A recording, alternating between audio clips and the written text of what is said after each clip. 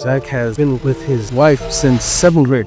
Yeah, so puberty to, full adulthood, 12-year-old, 7th grade. I've been together 13 years now. But it's been a journey, man. It's been really fun. We've been able to go through school together. We have a lot of the same friend groups. Been able to experience, encourage and uplift each other's journeys independently while being, together that long, which I think is kind of rare. Not having to find completion in a person, but rather, sharing a life with that person. What is the most critical thing most married people face in a relationship? Determining what core values that you share. We've actually just found a church after marriage that we're both going to regularly. We've made a certain time frame in our night to do regular prayers with each other. I'm just making sure that we share that time and be vulnerable with each other. Time that you're single is a time for self-discovery, personal development, an opportunity to build a life that fulfills you as an individual. That way, whenever you do meet the right person, you're able to share that life with them that you've built, rather than, trying to find completion in that person. Be picky while you're dating, because you want to avoid the trap of not losing time, but losing time that you could be spending with someone that is more long-term. I think that is one of the key to a successful relationship, is just with consistency. How do you know she is the one? All right, welcome back to the Fortunate Mindset podcast. Today we have a new guest, our friend Zach. So if we have to go through Zach's life and look at how long you've been really dedicated to your life, tell us, what is the most critical thing that you think like most married people face in a relationship? As far as adversity, or just day-to-day Challenge. As far as marriage goes, I would say really determining what core values that you share. I know leading up to it in the dating scene, it's important to kind of establish early on what your core values are. With the lots of moving pieces in life is very complex. Every person is very unique. You're kind of going through life as an individual. Nobody's doing life for you. So figuring out what's important to you, what's important to y'all's marriage, where you'll want to support together, so you kind of have purpose through it, or moving through whole life. And I think a lot of people don't necessarily do that as early on as they should, and they kind of lose a lot of time in that, because they realize later on, our core values don't really match up. So we'll talk about time. So Zach, my man Zach, has the longest relationship of anybody that I know. Of all people that I know, he's been with his wife now since 7th grade. Oh, Since 7th great. So you need to We've better. Tell us about Dre's and how it's been an up and down journey, and everything that you've got through to get to this point. yeah, so really, man, through like puberty to, full adulthood, 12-year-old, 7th grade. I've been together 13 years now. We've had our ups and downs, just because, not having the knowledge of, a full-grown adult would have with life, with everything, kind of navigating relationships. But it's been a journey, man. It's been really fun. We've been able to go through school together. We have a lot of the same friend groups. Been able to experience, encourage and uplift each other's journeys independently while being, together that long, which I think is kind of rare. Not having to find completion in a person, but rather, sharing a life with that person that you've built, and, to fulfillment to your individuality. So I've always teased Zach, even in high school, I've always said, Zach, you're already in a committed relationship. You're already married. Even whenever they weren't even about to get married yet. And Everyone. like we were freshmen, and even in middle school, I was like, Zach, you're already married. Like, you can't look at anybody else. You only have to be with your wife. I mean, something about that. Zach, you've been together with your wife now for a really long time. You said 12 years. 13. 13. 1 year married. Okay. 13 years. So tell us something when you got in this situation. I don't know if that happened, but you tell us that where sometimes you couldn't get along together. You maybe disagree to each other. You wanting to plan for something, but she was not okay with it. So how do you really try to be the man to your wife now at that time where she disagree with something, or you discuss or argue about something that you couldn't get along?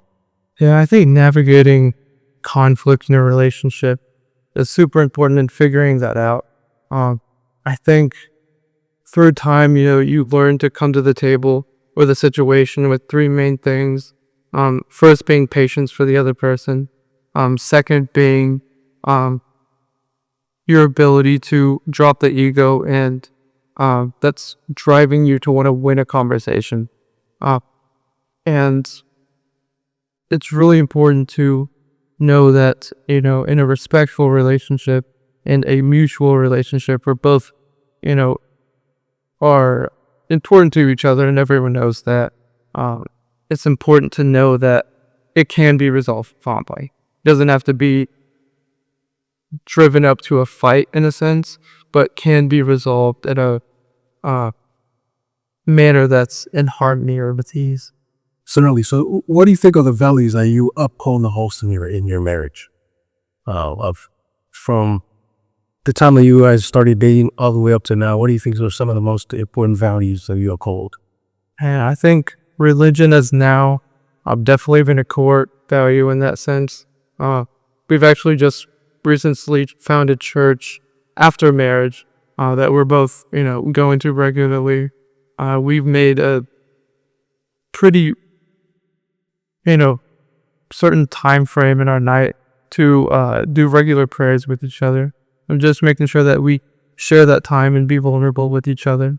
Because that definitely adds a different perspective and different level of vulnerability with a person. I would say overall kindness. I think both of us are very in tune with respecting others, making sure everyone feels heard, not disrespecting anyone and any sense like that. But that's incredible. You mentioned something about making sure like everybody's being heard. So how do you make sure like I want my partner to feel like she's being heard? Because we're living in a time where everybody wanna be here, everybody wanna be understood, but almost nobody don't wanna hear nor understand. So how do you navigate that time where like my wife right now wanna be heard, and how do you make sure like she really feel heard or understood? Yeah, I think it's really just understanding your partner. I mean, you're with each other a lot and you're going to be with each other a lot. So you're going to come to a point where you kind of know what is going to set them off, how they feel appreciated or different. Now they definitely is shining a light on the love languages. So whether it's, a love language, a certain way that they want to be heard or felt, affirmation I know is a huge thing. So making sure that you identify how they appreciate love and, feel affirmed in a certain way. Because, man, there's been a lot of times where, especially nowadays with social media, where people only show the good times. They don't show the bad times. So navigating through life together and making sure everyone is appreciated and how they want to feel and how they want to be heard. So Yeah. So what would you say are the in terms of your marriage's experience, since you said that you guys have been together for a year, what would you say is some shockers that you did not expect before getting into your new marriage, that you've seen when you've lived experienced? man, for us, I know it varies person to person, certainly, but we've been together for a very long time. So really the transition from dating from the 12th year to marriage the 13th year wasn't all too much of a change. The biggest change was really moving into a house. We got two dogs, and they're like our fur babies. So two children in a sense, taking care of them, figuring out responsibilities. I think that's huge.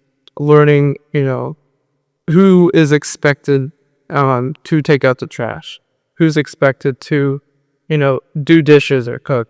Learning that responsibility and kind of learning how compatible y'all are, because it's super complicated life, like I mentioned, and learning how compatible you are with one another is crucial in a successful relationship, because that's the real secret to a relationship. It's just two happy people. It's as simple as that. But figuring out that way to make each other feel happy, heard, and respected is kind of the path to successful relationship.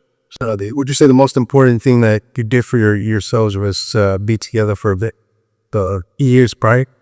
How much of a foundation did that help you build in a relationship? I mean, a whole lot, with talking to each other's families, interacting with them on a regular basis, learning where they came from, learning where she, has her downfalls, learning where she kind of overcomes some obstacles. I think it's huge learning about the person deeply and being able to be vulnerable with that person, because, that's what you want in a relationship. Is you don't want to have to keep something from your partner, because you're going to be with each other a long time. So being comfortable, being vulnerable with that person is a huge, huge thing. And I think being together that long, we've learned to communicate in a way that we are, certain about each other's vulnerability, that we can tell each other something without feeling judged or needing anything back. Sometimes we hear that most of men in their relationships or marriage right now don't really want to be like doing. You would mention something about who's gonna be doing the dishes, who's gonna be cooking, who's gonna be taking trash out. But some men feel like everything regarding kitchen should be for the woman or the wife. So you saying that, what is the advice that you can give young men or people that are listening or watching us right now about being vulnerable to toward each other, or helping each other regarding the kitchen and some other chore at home? Yeah, y'all can probably think of all the people and I bet y'all have never met two people that are exactly the same. Everyone is very different. Everyone's very unique in their own sense.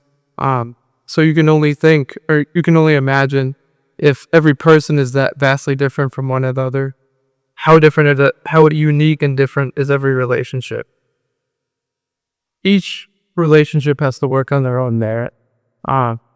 Whether it's the woman likes to do the kitchen stuff, whether she likes to do the cleaning, even if she likes to do the outside work and mow the lawn. It's really learning and communicating what's important to you, core values, and the compatibility of y'all's lifestyle. Yeah. So let me read this quote or this stat that's online. I've seen it in Forbes. Forbes had posted something, a data based off the relationships in America. So Forbes says 3 in 10 Americans are single. All right, and about half of Americans are open to either a committed relationship or something very serious. So over half of the men in the U.S. are looking for either a committed relationship or a casual, and same thing with women. So how would you say to our viewers, how do you think they should navigate the dating landscape in America? And I think the time that you're single is a time for self-discovery, personal development, an opportunity to build a life that fulfills you as an individual. That way, whenever you do meet the right person, you're able to share that life with them that you've built, rather than, trying to find completion in that person. Okay. So you think you should try to find yourself first before you can give yourself to another person? Well, okay, and that helps us come back to the 4 quadrants and what we speak on here, like, in the other podcasts. And you can elaborate more on it.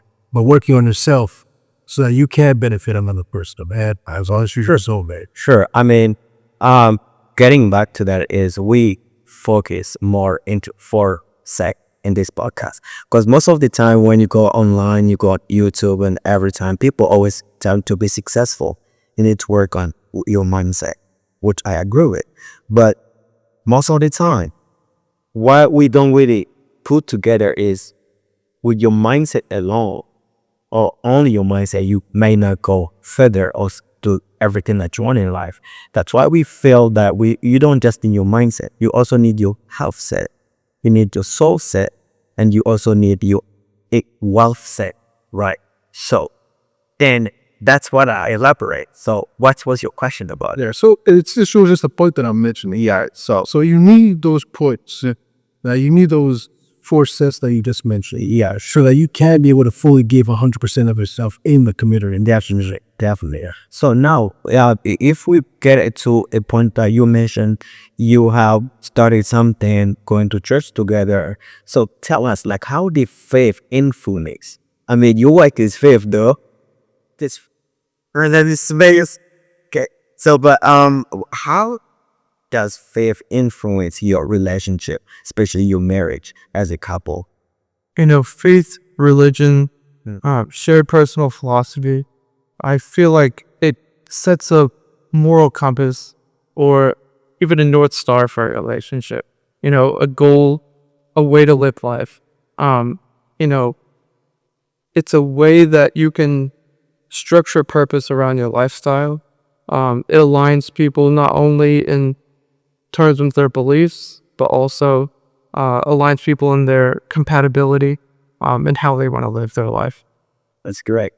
So, it's just a random question that get into my mind talking about health set. You see most young men, I know, like we've met sometime at the gym, right? So, you go to the gym, but most of men, you see, when they're single, they go to the gym, where they have time to work out and take care of themselves. But once they get married, they start telling you things like, "Oh, bro, I don't have time to go to the gym, man. I've got my wife at home, can work, and maybe they got a kid." So, do you really feel like having a wife and then maybe a kid won't really make time for a man to take care of themselves or maybe go to work out? I know children are definitely a time consumer, but it's all about how you structure your priorities. I feel like, I know someone, they have two under two, 2 children under 2 years old, and they get up at 4:30 in the morning and run miles. So it's really just structuring your priorities, how you want to live your life, whether it's a health mindset, mental health mindset. It's dependent on what you value at that point. Yeah. So, Zach, I have a question in regards to us, man. A lot of men that are in a position where they're not married and are single, they may think that I need certain things from a woman. I need her to look like this. I need her to do this and that. What do you say as a married man? What do you say are the values and the characteristics that you leave from your wife? I would say be picky. You're gonna do when you're dating. Be picky while you're dating because you want to avoid the trap of not losing time, but losing time that you could be spending with someone that is more long term. So if you don't want to, disregard their time and put on a mask, I know dishonesty or the honeymoon phase, the first 6 months to a year, people put on a mask, where it might be a little more deliberate, it might be subconsciously, where they try to be on their best behavior, make each other happy, show no weakness, because who wants to show weakness to a person they just fell head over heels for? So it's really being open and honest up front about who you are and what you really value in a relationship to kind of move forward in a successful way. So you also mentioned to me earlier, I think you guys did things a little bit different than a lot of couples. Usually some couples, right whenever they get married, they take their honeymoon and they go on in vacation and then they come back and then they start their life. You guys started your life living together, moving into a new house, and now you guys are after about a year, you guys now want to start and take your honeymoon. So tell us about that, Diane. Yeah, so really it's as simple as I had to work and she had to work as well. So finding time, I know like you mentioned, life gets busy, life is complex, with work, with personal. So really just finding the time that both of us can take time to ourselves, ensuring that we do find time for ourselves and setting that priority where we can solely focus on each other without, thinking about work or family or different things like that. What are you looking forward to the most in the honeymoon? Honeymoon? But we're going to Fiji, so Oh, yeah, we're looking forward to the beach, getting to relax a little bit. what picked you about that place? Oh, that's like that's incredible. I mean, I want to ask this question since you've got really a lot of experience in relationship, like 13 years being together, bro. That's a lot of people don't been last for like a year, for 6 months, especially nowadays where everybody, like I mentioned, everybody want to just feel that vibe when I have that good feeling when everybody is having that mask, trying to be good. So how do you navigate a time like you start discovering your partner weaknesses? They're trying to be not like you thought that they might take care of this thing, but they don't. But you try to see like I'm gonna mention your wife. So this so let's say you discover that fate, right, is not maybe I'm not saying like it's the case, right? Let's say like maybe she doesn't cook, but you thought she knows how to cook. Then you start discovering no, she doesn't know how to cook. What would you say? Would that be a setback to you? That be something like disappoint you? Or would that be like, oh no, she doesn't know how to cook, but I can help her and teach her cook? So tell us the moment you start discovering her weaknesses. What did you do? Yeah, so whenever we discover each other's weaknesses, we've been together a long time. So we've had time to see what we're good at, what we're not good at.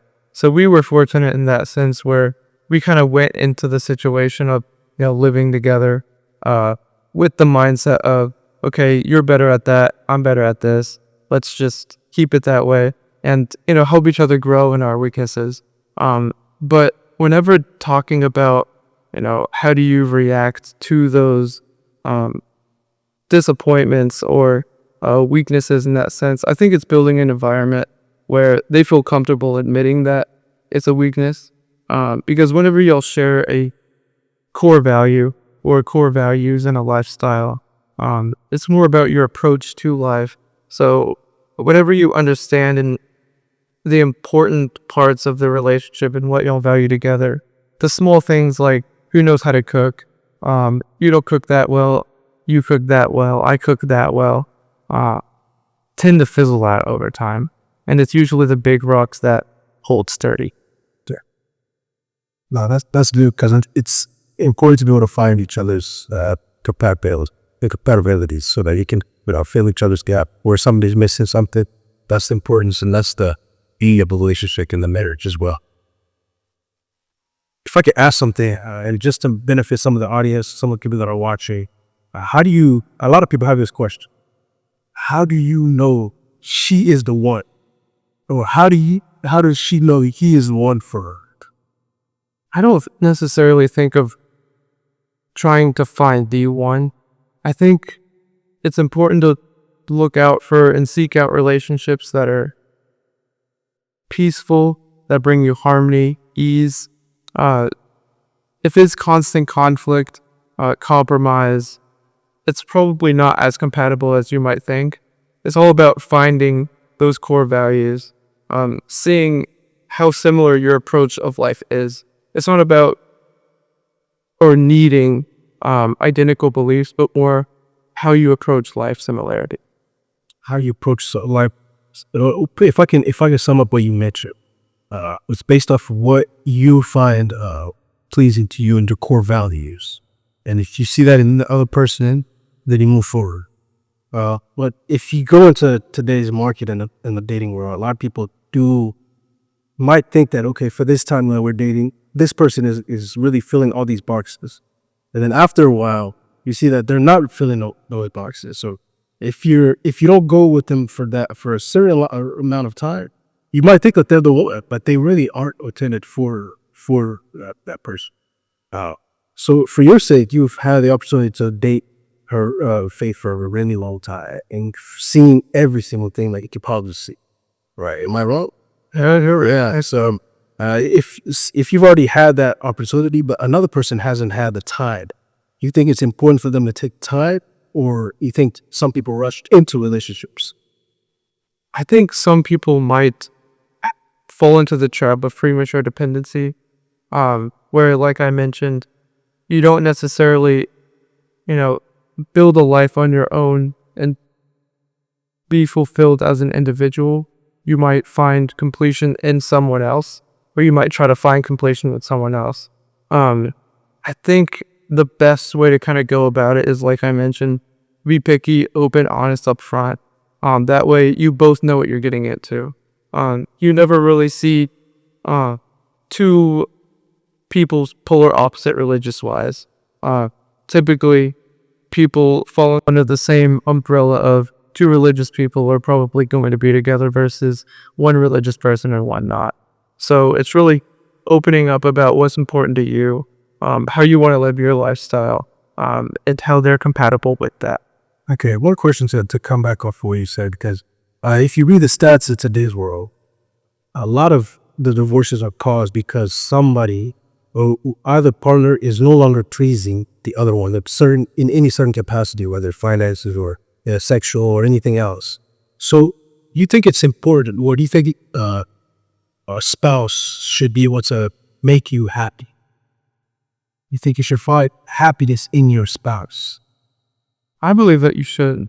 I mean, you want someone that you're 100% comfortable with. You want someone that is your friend, because like I mentioned before, you're going to be spending a lot of time together. If this is a serious thing, to death do us part.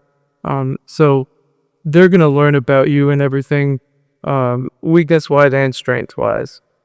So it's really about gaining comfortability with your partner and lifting each other up and encouraging each other's own journey. I mean, going to the same question with Taylor. So I know most of the time people ask the question in a different way, but I want to ask you this: is she happy?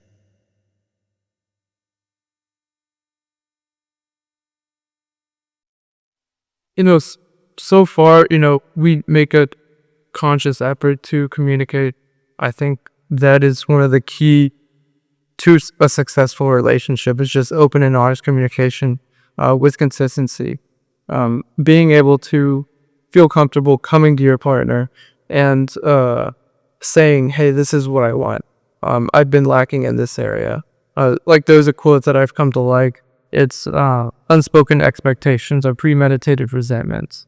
So it kind of shines light on the need for transparency and the comfortability with going to your partner and saying, hey, I need this, because they're not going to know everything that's going on in your head.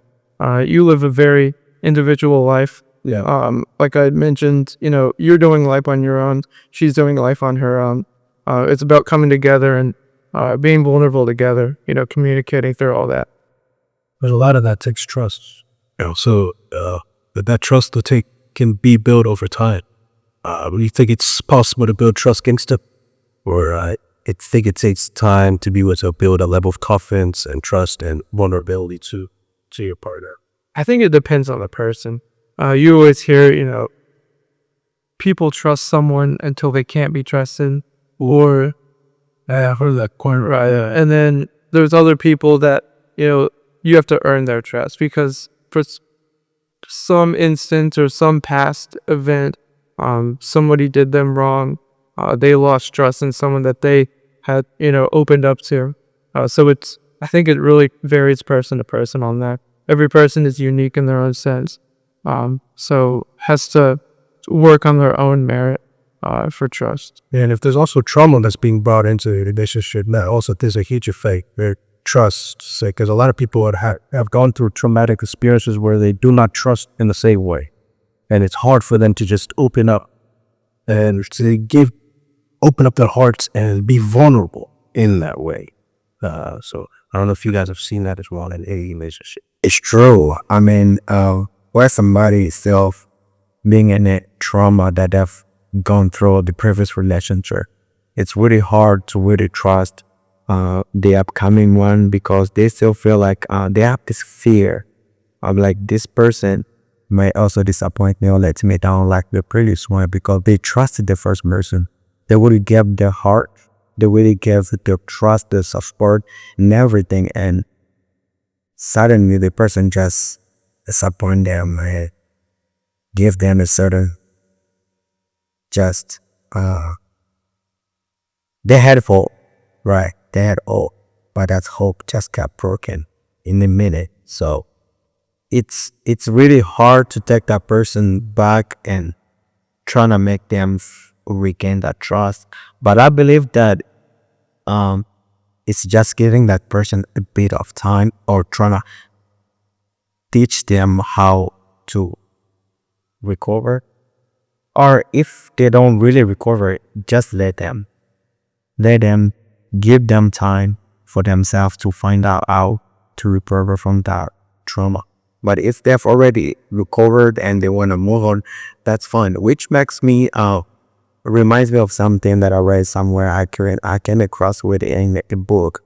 It says if you're lonely, it says like health is 80% eating, 20% exercising, right? Wealth, it's 80% habits, 20% math. Happiness is 80% purpose, 20% fun. Achieving is 80% listening and 20% speaking. Talking is 80% listening, 20% speaking. Improving is 80% persistence and 20% ideas. Learning is 80% understanding, 20% reading. Then relationships, it's 80% giving, 20% receiving. So they say, prioritize the 80% and the rest will fall into place. Well, let's get facts. How's fascinating. Yeah. So it's all about the 80%.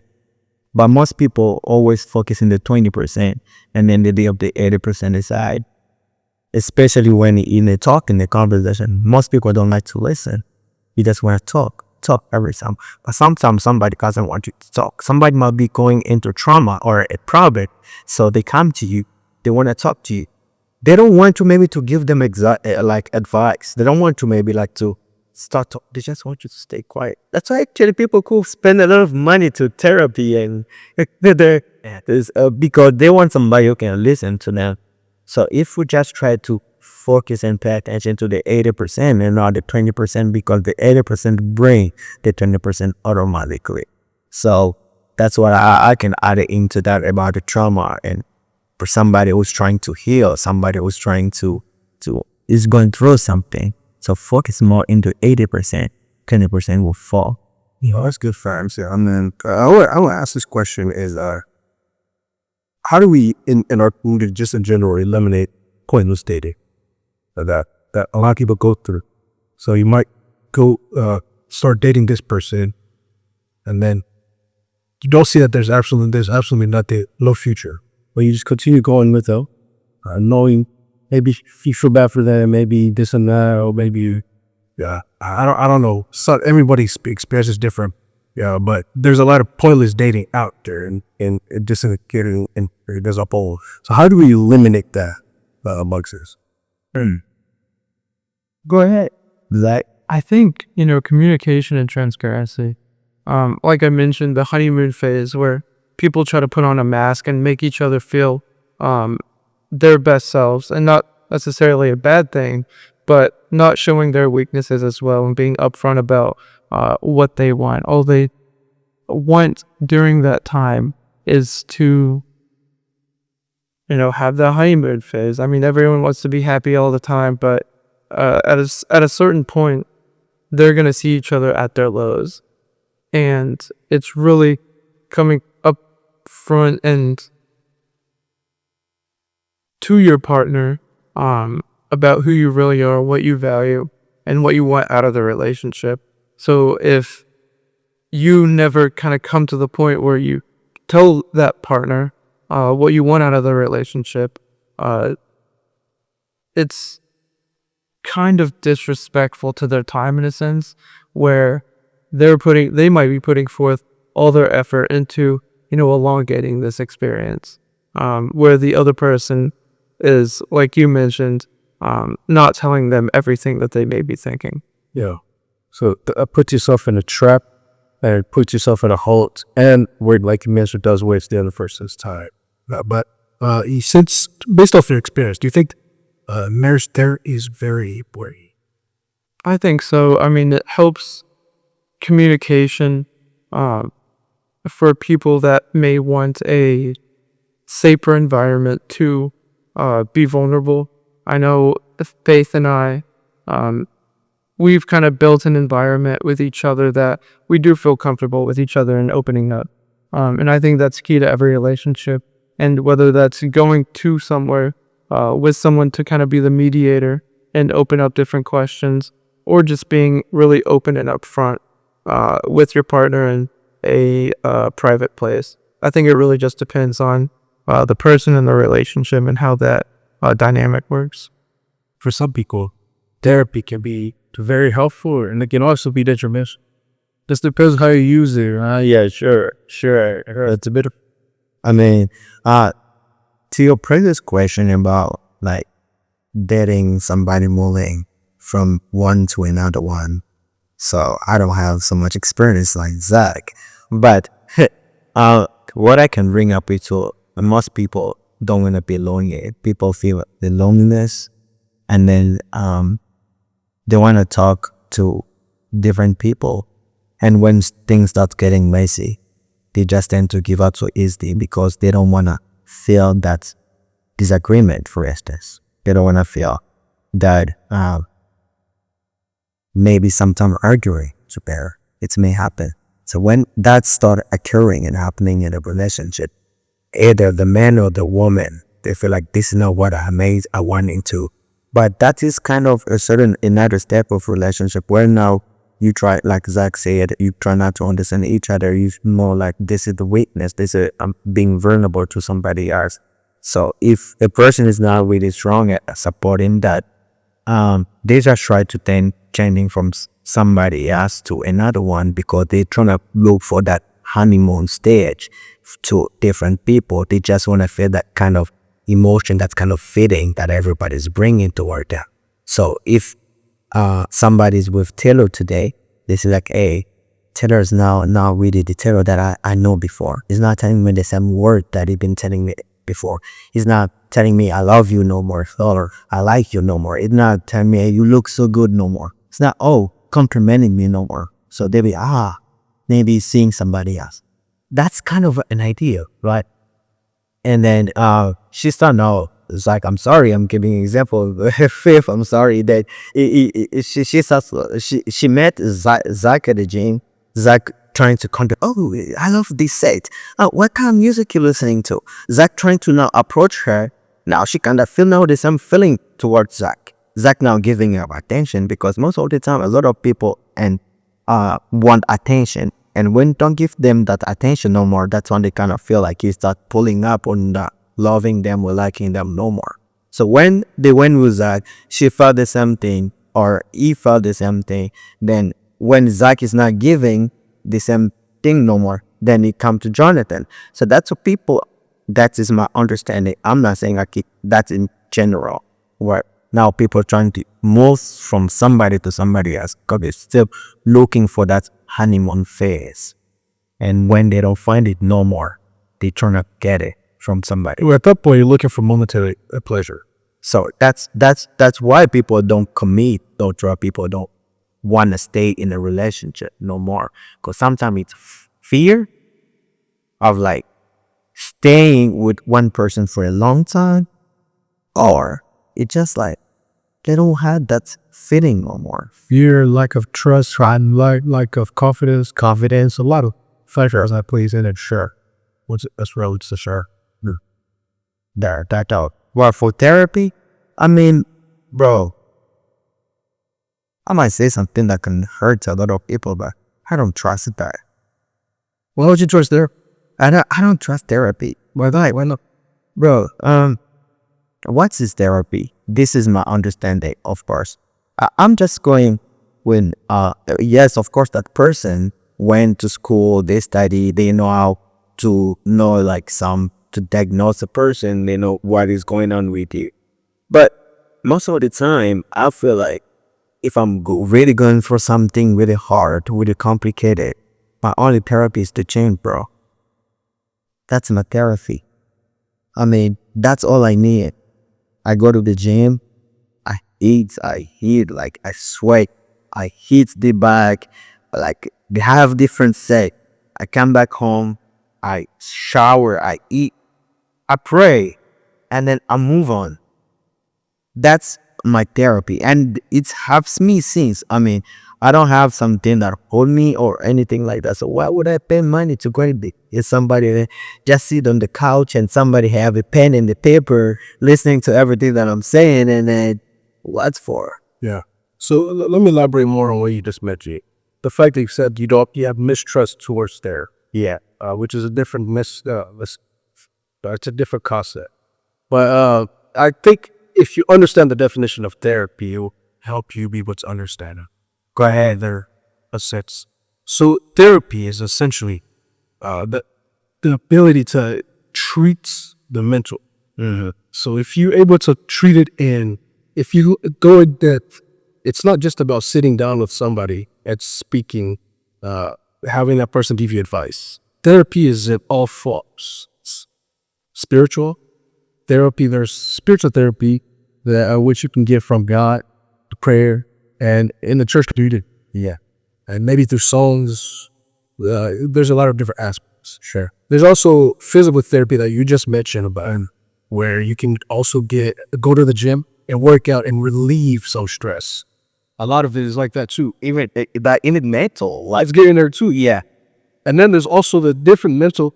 All of it is really just in the mental, where you see maybe some people do yoga, and different types of different activities to release stress.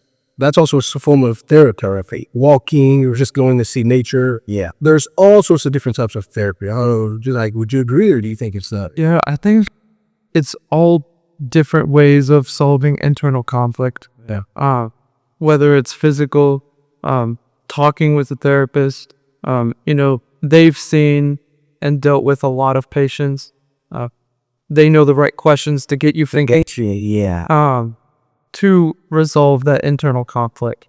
I think that especially nowadays with social media and our phones, the gym, there's a lot of ways to mask different mental health things that are going on in people's head, whether it's stress, anxiety. If I'm stressed at work, or if someone's stressed at work, they can just pull out their phone, watch a few TikTok videos about, Halloween, or, making different, foods for dinner, and kind of push that back. That internal problem is still there, but it's just masked. So it's about asking the right questions to yourself, that self-discovery, and really digging deep and resolving whatever underlying problem or issue that you're kind of going through. Interesting. So, Zach, I don't know if you've noticed, but in today's world, a lot of women say that men are misogynist. We live in a world where a lot of women attack men for being too, I guess, dominant. So how would you say you can portray your leadership qualities in your marriage and still not be too dominant, or not be too dominant on your woman?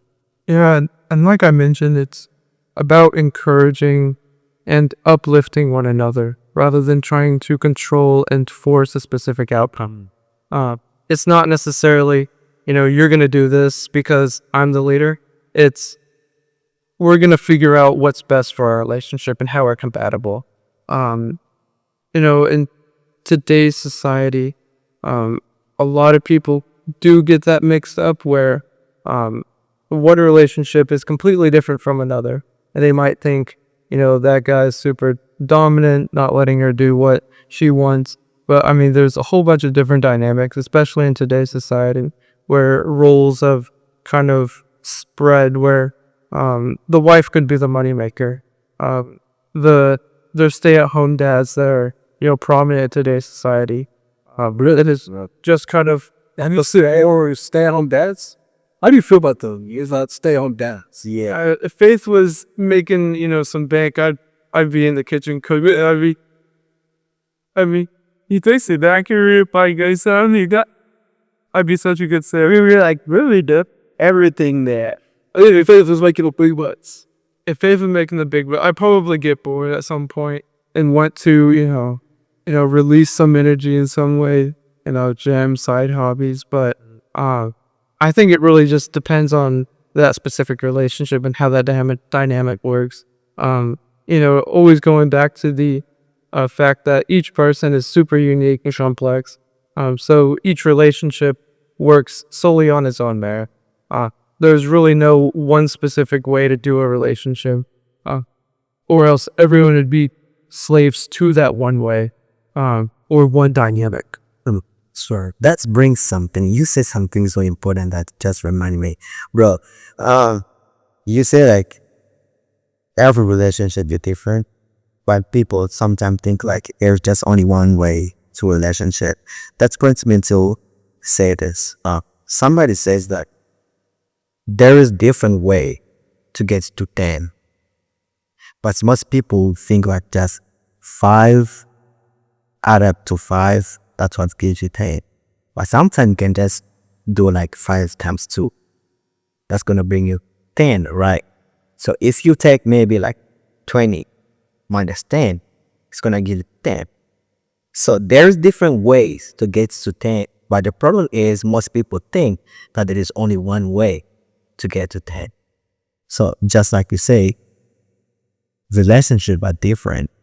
And there is different way that people can get to their goal and be successful in their relationships. But most people think that there's only one way. So tell us, what's your way that you think that makes your relationship successful? I think what makes our relationship successful is our ability to communicate with one another. We've been together a very long time.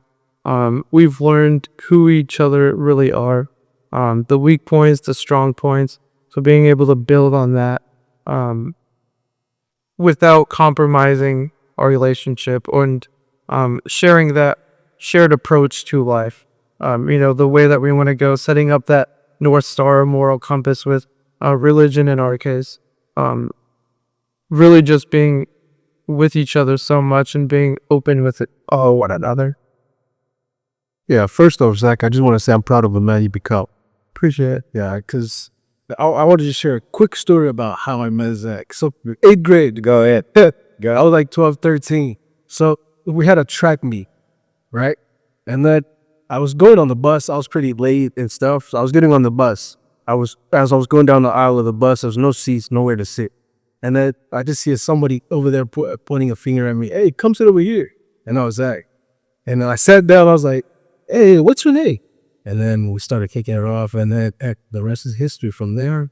So Kept in touch this entire time. yes, that entire time. It's been, 10 plus years. I'm very proud of the man you become. You're a married man. And you got a house as well. Right whenever you got married. I think it's a big step that a lot of people in our as our youth, we are scared to take that step and that leap. You took 2 big steps at once. You got married and then you got a house as well. So that's amazing. How would you say you've handled the approach towards your marriage financially?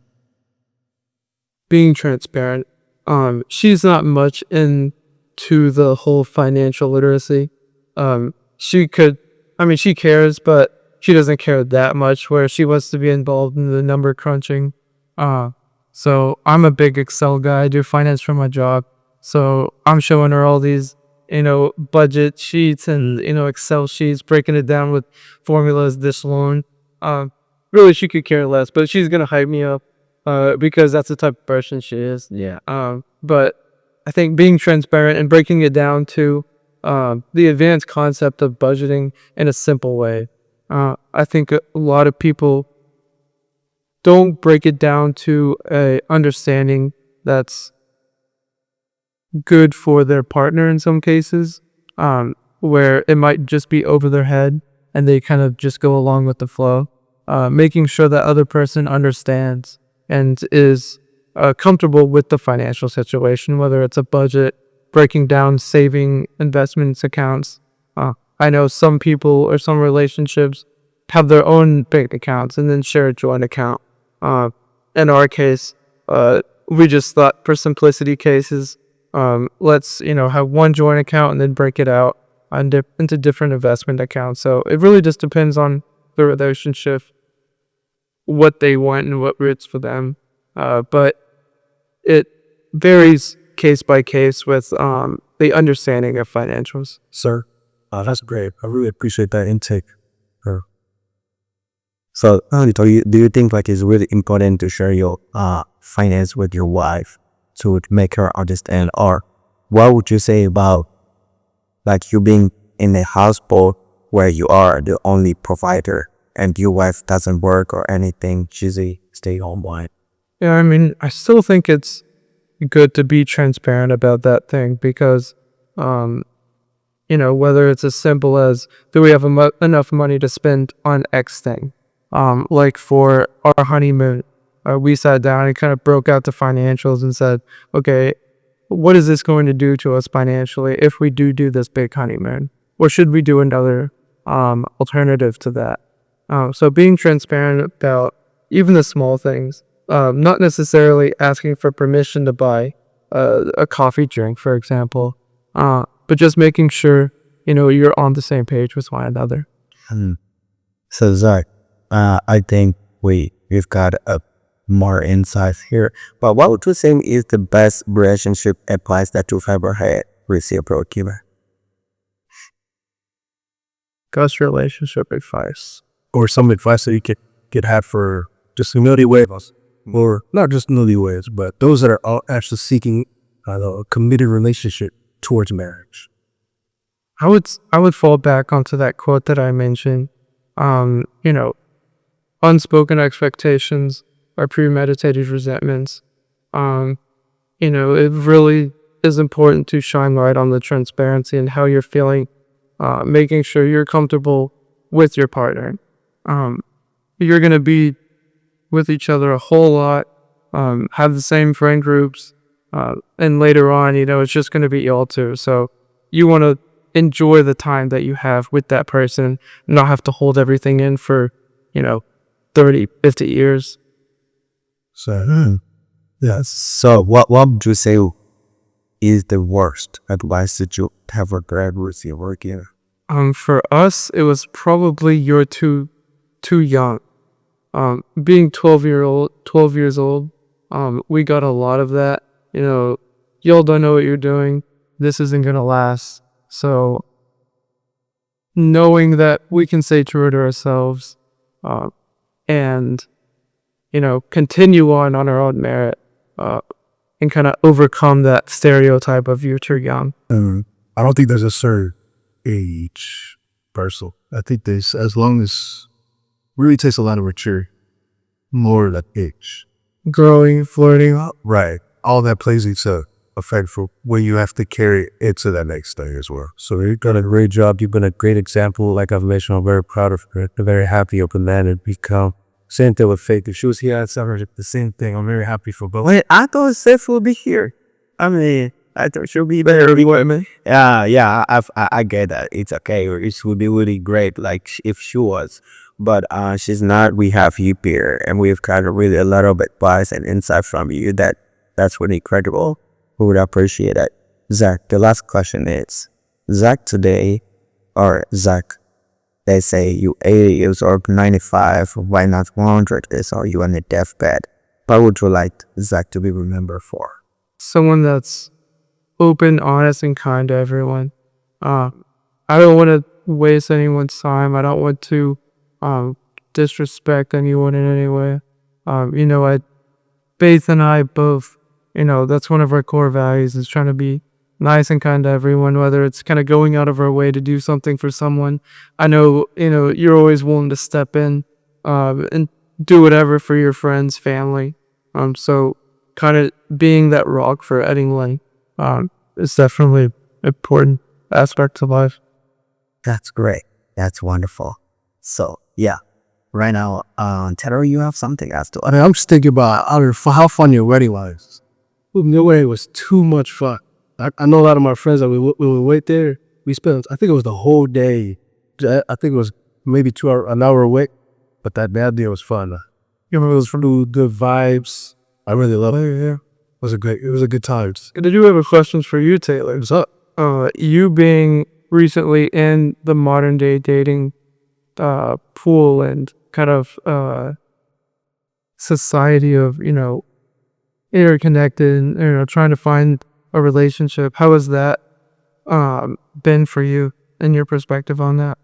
Yeah, so my perspective in terms of modern dating, let's just say, like, it is a different market. It's a tough market for you to be able to find the one and the person that is suiting to your goals and your vision and your aspirations. But from my experience, I think my grace of God, it's God had opened up the ways and opened up my path for me to be able to pursue, His will. So what I try to do is just really try to see what the most important values that I have and who can align to those values.